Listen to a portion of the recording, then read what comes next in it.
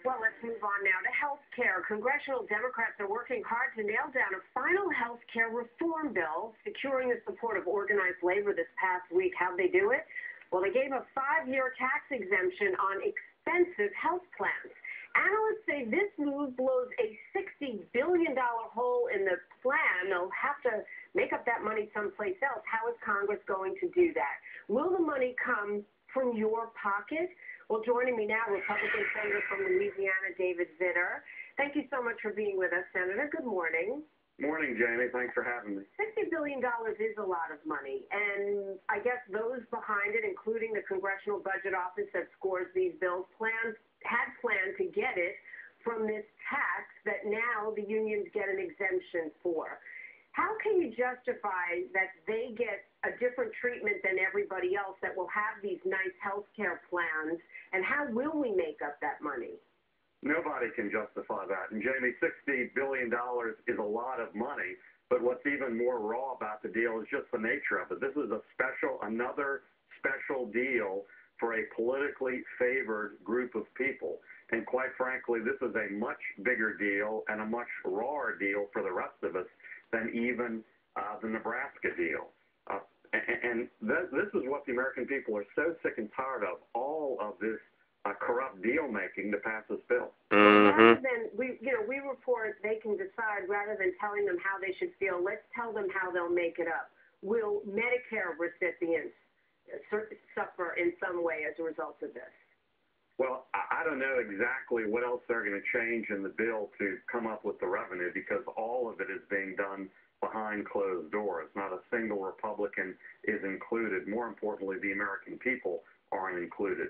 But clearly, the rest of us, just like with the Nebraska deal, clearly the rest of us are going to pay for it. Clearly, middle-class, non-union members are going to pay for it, in part through this Cadillac Plan tax, which, by the way, taxes a whole bunch of people who make less than $200,000 a year, again, breaking the president's pledge. Senator, I've heard a lot of Republicans say that all of this is happening behind closed doors, and we've covered what has been in front and able for everybody to see and what hasn't. The question is, will that change, especially when you have an election like you have going on in Massachusetts, where maybe the Republican vote may need to come into play in order to get this passed? You need the 60 votes for the Senate bill.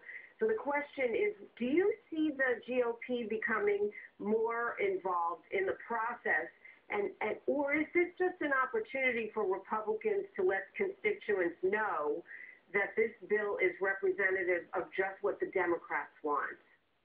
Well, ultimately, whether Republicans become more involved is up to the voters, because it's obvious from the first year of this administration that we're only going to be more involved if the numbers change, and so therefore we need to be more involved to get 60 votes in the Senate.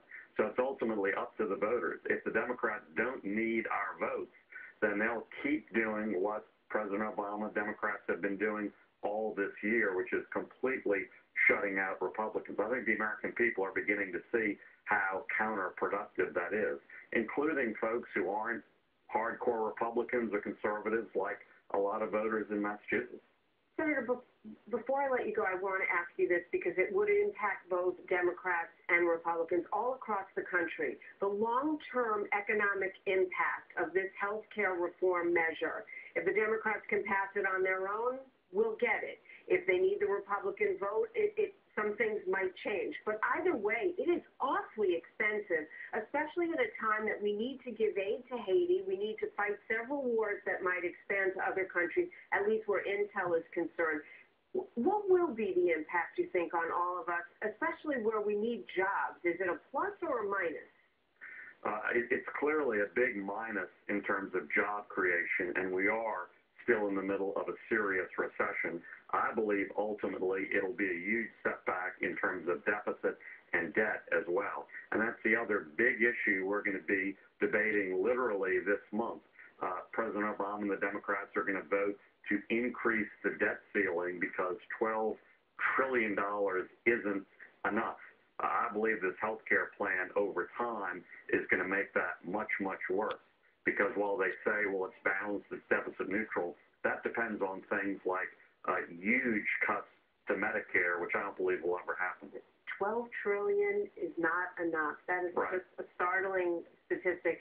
Good advice for everybody, no matter what side of the aisle you're on, to pay attention on how it affects you, because parts of this that affect you no matter whether you're a Democrat or Republican. Thanks so much for being with us, Senator. Thank you, Jeremy. Nice to have you here.